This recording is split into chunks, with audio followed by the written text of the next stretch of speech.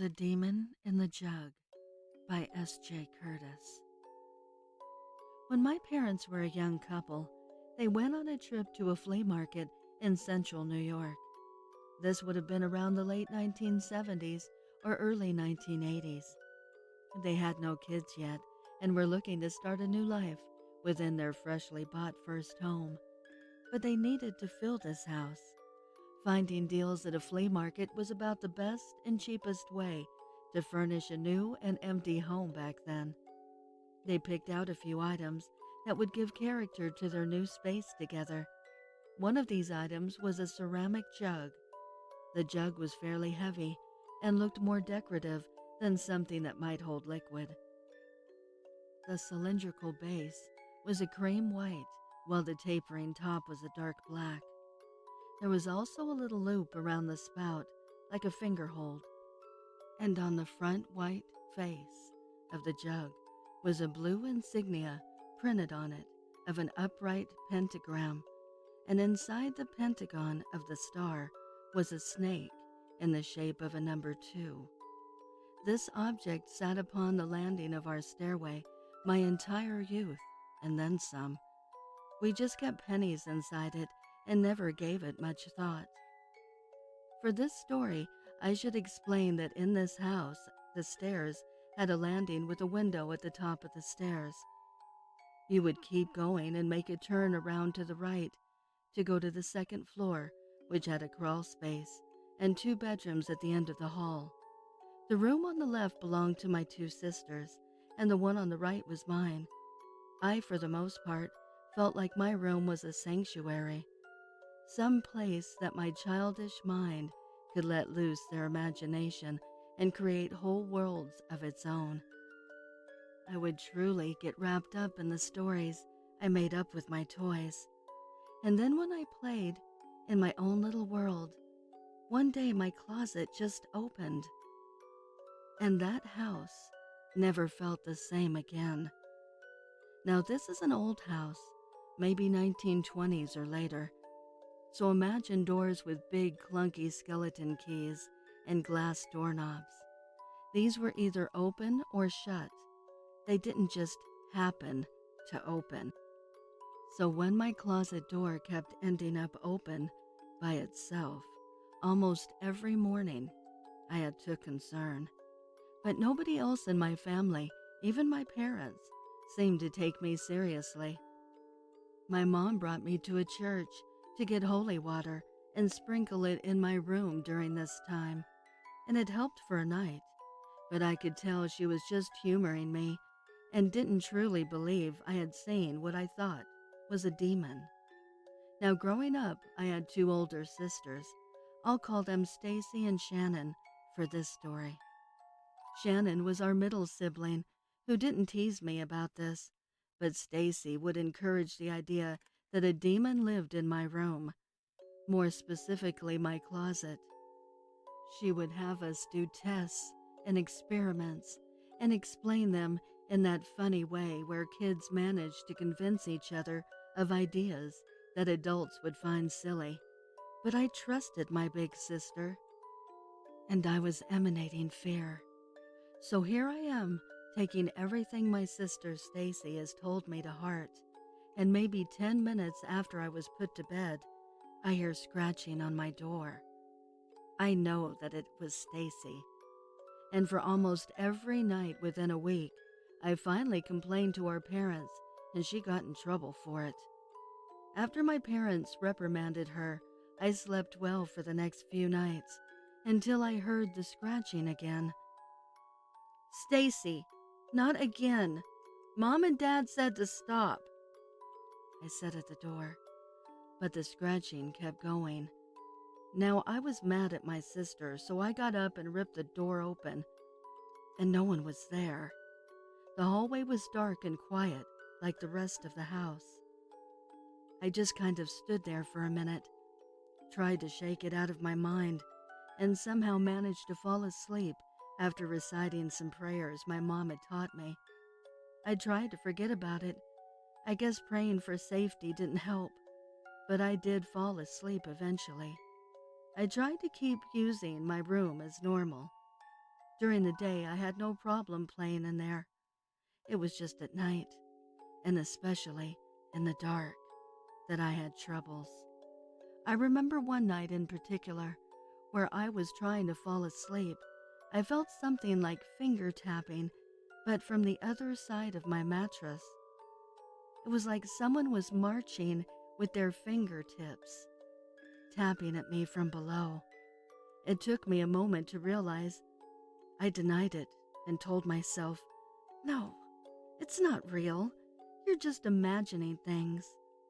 Then I opened my eyes and it kept happening. Now I had a new rationale. You are awake, and this is really happening. I could physically feel it.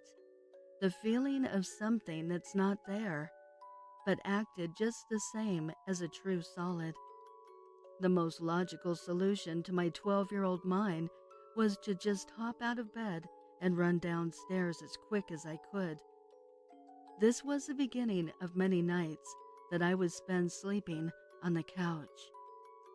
One night in particular, during this time, I was laying in bed trying to sleep, and almost on cue with my thoughts and fears, I saw two red dots glowing in the darkness of my room. Well, at first, I examined my room. I figured there must be a light source, and it's refracting off of one of my toys. Perhaps the light on a toy has struck. That would make sense. But then I actually looked at the two red glowing dots, and now I saw they could be eyes. My heart sank. I knew there was nothing there. The light was just playing with me. But now I had to think about what I could not see. What isn't visible? I sank into my covers, and as the two red glowing dots disappeared, I got a sickly chill that left me sleeping on the couch once again. This was also around the time that the crawl space door in the upstairs hall started to be open every morning, as well as the closet in my bedroom. My parents noticed my changed behavior and did their best to get me to sleep in my room, going so far as to carry me up to bed after I fell asleep on the couch. They had almost gotten me to believe it was all in my head, and then I saw this, real or fake, show on TV. In one story, they told of a boy who claimed to have a monster in his closet and had spent many nights on the couch like I had. In the episode, the boy had a birthday party where all the other boys his age came over and made fun of his fears. One boy closed himself in the closet and started to scream, making the other kids start laughing, but the birthday boy was petrified. After the boy in the closet stopped screaming and the prank was over, the other party guests opened the closet door, only to find it empty. It goes on to show upset parents, scared children, and concerned police filing a missing child report. The boy was never seen again, and if that hadn't hit home enough for me, the real heart-sinking moment was at the end of the episode when they told you it was a true story. After that, I didn't doubt my senses anymore, but in a strange way, I also became less afraid and willing to fight back. I took that bottle of holy water and spritzed my whole room. I hung up crosses, and I forever locked my closet and put the key in a sealed glass bottle. I had heard something about leaving a glass of water under your bed, so I did that too. And the last touch was turning the jug in the hall so that the symbol faced the corner, an object I had learned my mother always was creeped out by and would feel as if someone was following her up the stairs. So much that my parents switched to the downstairs bedroom. I had only learned of this by overhearing my parents talk about my sleeping issues. But in truth, it seemed that knowing my foe had allowed me to face it and eventually overcome it. As I grew into an adolescent, my fears had disappeared, and I forgot about my closet until I unlocked it again as a teenager so I could use it to actually hang clothes, being done with the prison of my childhood haunt. I don't know if I let it out or if it was just dormant for a decade, but having a new frame of mind was not the death of this entity. Fast forward to me as a young adult out of college. I had met an unhinged girl and had a tumultuous and toxic relationship, which ended badly, and a month later found out she was pregnant. There was a lot of fighting and bad energy before and after our son was born. I tried real hard, but to put it simply, she was crazy and abusive. I had ended up back at my parents' house after the breakup, which led to the place being filled with negative energy. Everyone was always upset and fighting. The house was in a dark fog from all our emotions pouring out. Then the situation changed a couple months after, when I had won full custody. Baby mama stopped showing up to court and started living on the streets. So my son and I were sharing my childhood room, his crib across from my bed. I would get him to bed or down for a nap, and the baby monitor would stop working. No creepy voices, but malfunctions were normal. They always worked fine when we tested them. Then one evening, I had put my son to bed and was watching TV with my parents when we hear him start screaming and crying. I hurry upstairs and pick him up, and while I'm comforting the little guy, I look down and see his crib has been pushed a good 6 inches from the indent in the carpet. This was a 4-month-old, not capable of shaking a crib out of place. I brought him downstairs and he went back to sleep on my mom's bed. Around this time, I had started dating a new girl and we would hang out in the furnished basement. One morning, after she had slept over, I was still asleep upstairs with my son, and she woke up on the couch in the basement and couldn't move. She was having a serious case of sleep paralysis. She felt the weight of something pushing down on her, and as a panic set in, my dad flipped on the light switch and sauntered down the stairs with a laundry basket, breaking my ex out of her trance. Maybe a week after that, the next incident happened while hanging out in the living room after dinner, and my alarm clock started going off upstairs. When I went up to turn it off, it was off the side table and sitting on my pillow. I don't know how it went off or how it moved, but I only told my girlfriend at the time. Then it was my turn for the sleep paralysis. This incident was the first and only time I have ever experienced this phenomenon. And I can tell you, it's not just frightening, it's stressful and taxing on the mind. It started with a fairly normal dream, and then everything started going wrong. I can't remember exactly what task I was trying to do, but I couldn't figure out how to make anything work in the dream world, and everyone around me was getting angrier and angrier until their hate started crushing me, and I woke up, but I couldn't move. I could look around, see what time it was, knew where I was, but was just frozen. Then I fell back asleep. This time, I was in a hotel and restaurant with no windows and just kept wandering around lost until I found a dining room where I saw a friend and their family having dinner.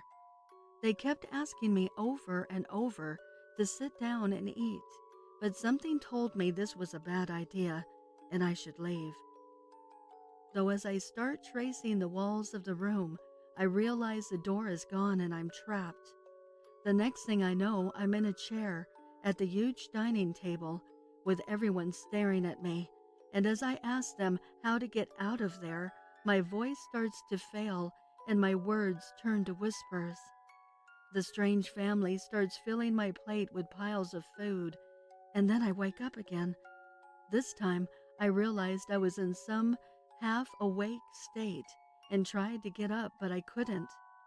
I started struggling and fell back asleep again. This time, I was in my parents' basement, and my mom called to me saying she needed something from the freezer downstairs. I open the door, and everything inside is rotten. I step back in disgust and yell to my mom, "It's all moldy! All of it!" She responded with something uncharacteristic like, "That's what we have, and you're gonna eat it or starve. If you don't like it, you can leave." Now, my mom would never act like that. She's a warm, empathetic person, but in my dream, she was being wicked. She yelled at me for saying I wouldn't eat the moldy food and threw me outside into the snow and told me to walk. That she didn't want to see me again. I was not just hurt, but also now afraid of frostbite. I made it to a bus stop in knee-deep snow and woke up again. This time I had a plan. Lying awake in my bed, I used everything in myself to just move my leg. Inch by inch, my leg got closer to the edge of my bed. Then I could feel it. Oh no, not again. I fell back asleep. This time, I'm back at the bus stop from the last dream, and I turn around to see an auto mechanic shop. Not wanting to be in the snow anymore, I go into the shop. This time I met with a normal person. The mechanic is kind and says I can wait here until the bus comes. And when the bus does come, I wake up for the last time. Now my leg is on the edge of my mattress, and I give it one more good lunge, and I actually roll myself completely out of bed and onto the floor. Now I know I'm really awake, for real this time. Being shaken up, I go outside and have a cigarette. As I go back inside and upstairs to try and sleep again, I shoot that jug a sly glance. After this, I've had enough. My girlfriend and I decided the best mode of action would be to remove the jug from the house. We had heard a lot about haunted objects, and it all made sense. I took the old thing from the corner it had been in for 25 years and carried it out to the garage. Their garage had a second floor for storage, and I put it up there. Only a few nights later, I had another vivid dream. In this one, I saw the demon. My family and I were in the living room when the walls turned dark, like a void. We were inside a room, but could see endless black all around us. Then a figure as tall as the ceiling enters the room, and my parents and girlfriend disappear. It's staring at me, but its face looks more machine than human. It had vents instead of eyes and a mouth, and its head was misshapen and top-heavy.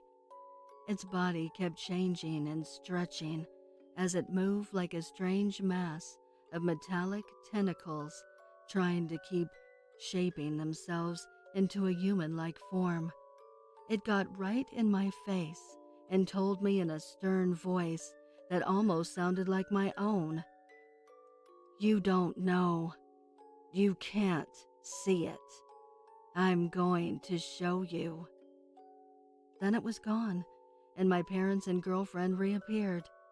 They said we had to get out of there, that something was wrong. And as we went to the driveway, my girlfriend said she needed something from the garage. As she opens the door, she is swept inside. I run in after her, and I see her being dragged by an invisible force up the stairs to the second floor. I jump and grab her hands and plant my feet on the steps. I pull and lean back with all my might until she's free and comes tumbling back down. We run out of the garage, shut the door, and I wake up. The next day after waking up, I immediately drew a sketch of the demon I saw in my dream and showed it to my girlfriend. She didn't like how it looked and told me to put it away. We step outside to have our morning smokes, and my dad was already up doing some yard work. He had one of the garage doors open so we could easily see clear inside. And on this calm, sunny day with no wind, suddenly piles of boxes come tumbling down the garage stairs. Boxes from old computers and toys since the 90s, stacked there for 20 years, suddenly all came crashing down. We look at each other and I head over to it. Then, as I'm trying to figure out what just happened, I put things together and it all makes sense. I look up the stairs, and this time it's as if the jug is giving me a sly glance. Ever since that day, the activity in my parents' house has stopped. I've never had another bad dream about it, and nothing has followed me. The experience did inspire my interest rather than scare me off. It had me seeking out and investigating the paranormal and the unknown. Part hobby, part passion. But as I leave these derelict buildings and abandoned houses, after I'm satisfied with the evidence I've collected, I'm always grateful that the spirits stay there, and I can leave and go to the safety of my home alone. Or at least, I think I'm alone. I would like to give a heartfelt thank you to the special friends of the channel. Your generosity means the world to me. If you would like to support the channel, the link is below in the description. Also, please send me your stories to Duchess of Darkness 27 at gmail.com. You can also find me on Instagram at Duchess.of.Darkness or Twitter at Duchess of Dark N2. I want to thank you all for your support, your kindness, and your encouragement. I appreciate it so very much. Until next time.